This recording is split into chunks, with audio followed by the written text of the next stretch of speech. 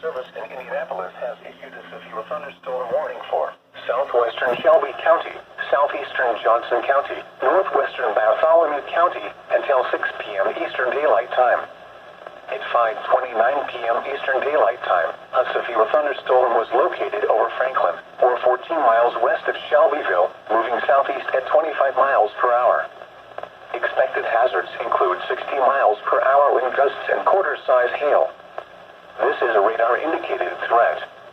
The following impacts are expected. Hail damage to vehicles is expected. Expect wind damage to roofs, siding, and trees. Locations impacted include Franklin, Edinburgh, Flat Rock, Marietta, and Taylorsville. This includes Interstate 65 between mile markers 74 and 93. For your protection, move to an interior room on the lowest floor of a building. Repeating, a severe thunderstorm warning has been issued until 6 p.m. Eastern Daylight Time for the following counties in Indiana: Bartholomew